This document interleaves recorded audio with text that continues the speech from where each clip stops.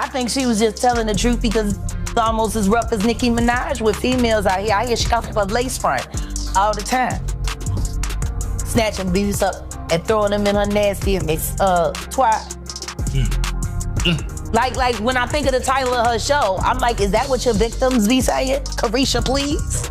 That little party I went to, the Diddy party, we went to the little private area behind the, cause he had a house behind his house. Like he had a backyard with a fence that's big, and then it had like a miniature little whatever. When Chrisean Rock surprised the internet by taking to Instagram and criticizing Young Miami for selling her to Diddy so he could use her as one of his freak-offs. Miami was exposed by a victim at the same time as the sea discovery. She was thus mistreated and dragged through dirt. She posed as Jane Doe during the current trial, asserting that Miami was Diddy's most popular freak-off queen and that she was paid more than any of his sidekicks. More than $250,000. This was eventually increased to $500,000. She received only roughly $10,000. When Lil Rod, one of Diddy's assault victims, sued him and accused Young Miami of participating in his illegal business,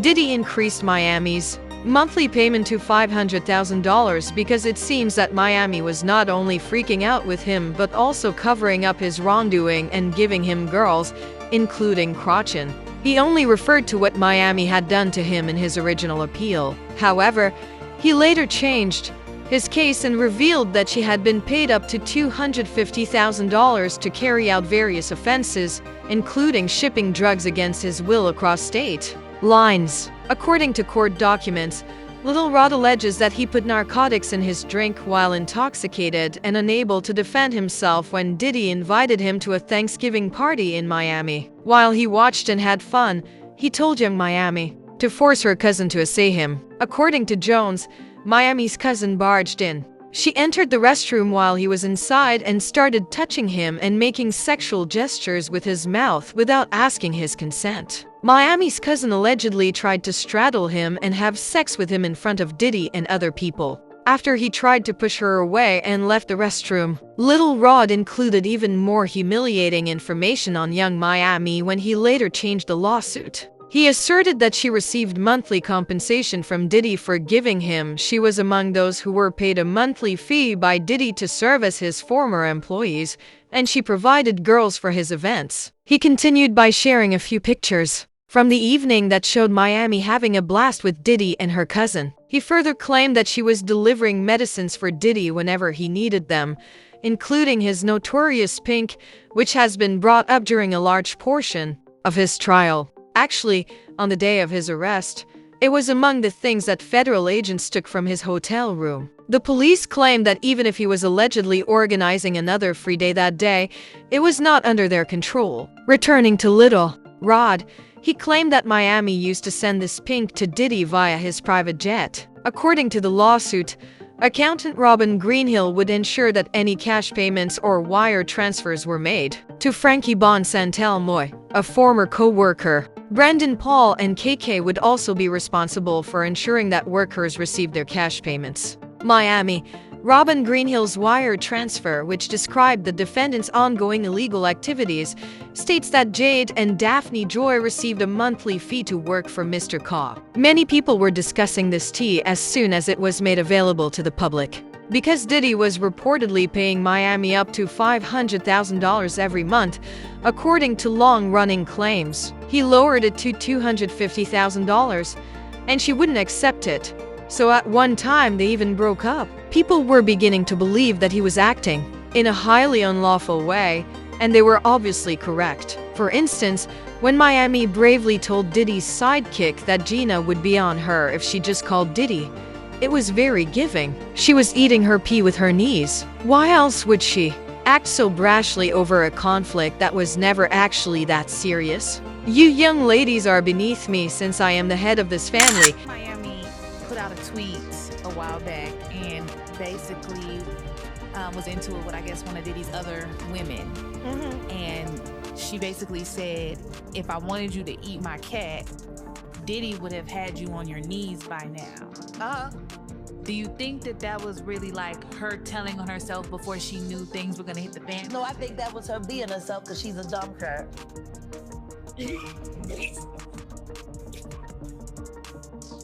Damn. I think she was just telling the truth because it's almost as rough as Nicki Minaj with females out here. I hear she comes from a lace front all the time. Snatching beats up and throwing them in her nasty twat. Like when I think of the title of her show, I'm like, is that what your victims be saying? Carisha, please? Damn. Okay. Please, Carisha, stop, Carisha, please. Case.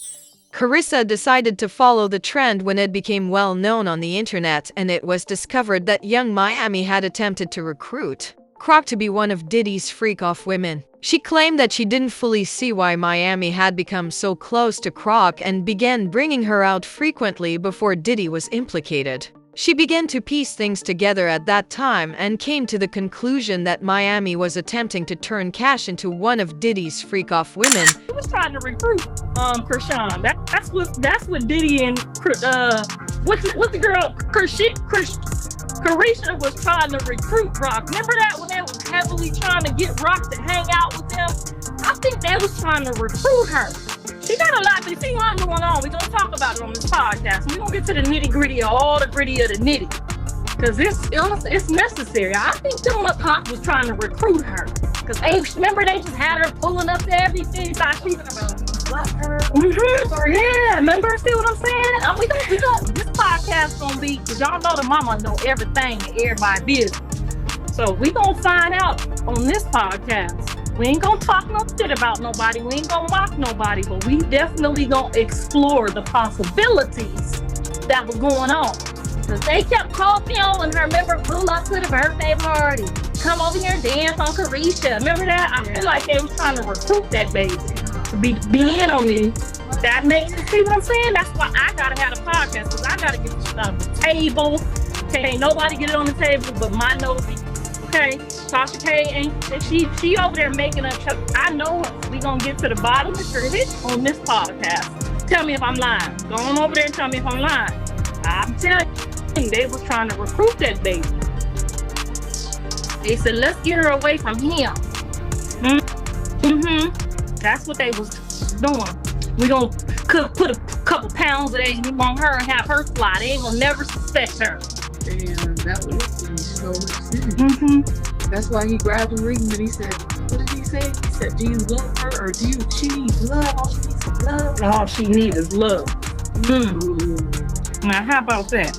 We gonna explore it for all the possibilities. First, they believed Carissa was attempting to exert authority. However, they discovered receipts that were pertinent to the topic Carissa was discussing after conducting their own investigation. Additionally, they discovered an old video of Croc repeatedly leaning over and kissing her face during one of Diddy's parties. She attempted to depart without any problems, but Croc unrestrained her, tight since he felt so uneasy and perplexed. Croc explains in another video from January of this year how Diddy once jacked up Limu, the plumber, as if that weren't strange enough. Baddie's executive producer. She claims that Diddy invited her and Lamu to his private room, which was situated just behind his home.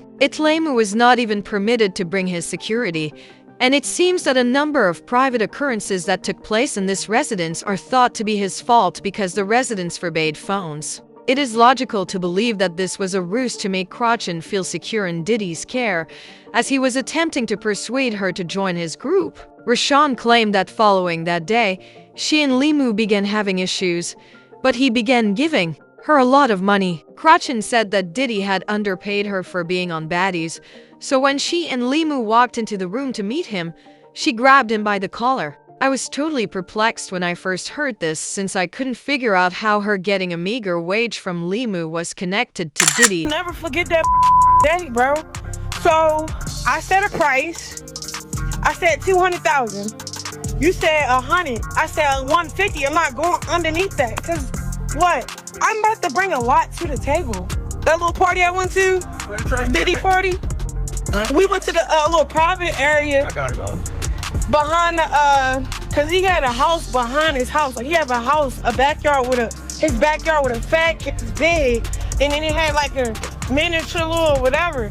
And then me and Lemmy go upstairs. They tell him that he can't bring his security. He went in like normally does with no security, so it's just me and Lemmy. We go up in there. Hold on. We go up in there. We go upstairs. He like, what's up, lady? You know, you met Chrisean. You gave her kisses on the cheek. Early on in the party or whatever. We just wanted to follow up. I'm glad that you Chrisean. And then he grabbed Lemmy by his neck. It was like, but do you with her? Like, don't play with her. All she needs is love. Don't play with her. Don't play with her. And I didn't understand that. This is how Diddy handled Cassie and his second victim. And when Diddy was caught, the Jane Doe I mentioned earlier attested to the fact that he obtained her by employing the same strategy. Diddy was clearly trying to convince Croc that she was worthy of better and that he was the one who would make it happen. According to Jane Doe, she dated Diddy from 2021 to 2024. As you may recall, Young Miami was also seeing Diddy in 2022 until the federal authorities caught him. Thus, she was aware Jane Doe's identity. The only difference between Cassie's account and Jane Doe's is that Jane acknowledged that she chose to stay with Diddy in part because he was paying her rent and promised to give her more than $10,000 a month provided she complied with all of his demands, including the free coughs. Diddy simply gaslighted her by reminding her who was paying the bills and threatening to cease if she left, despite her repeated protests that she didn't want to do any of it. Then, after seeing photos of him, she began to panic once more. She seems to have ended their connection since she was hanging out with Young Miami and Turks and Cows. Because it suggested that Miami was likely participating in the antics, many others gave her the side eye and decided to put an end to their concerns, as long as the money was paid. Now, no one would have bothered that she broke up with Diddy if Miami hadn't been out here purportedly attempting to recruit unsuspecting women like Croc to join. Instead, they would have dragged her along like this individual who claimed that enlisting Rock would have been a mistake because Rock wouldn't keep Askret. They should get Lemmy and Natalie next, someone else said. Young Miami's actions toward Diddy. Lemmy is being helped by Natalie. The entire industry is peculiar. However, I'd like to know if you believe they were genuinely attempting to capture Croc. How do you feel about Young Miami supposedly employing people for Diddy? Feel free to share your opinions in the space provided below. Remember to click here to view this more offensive content.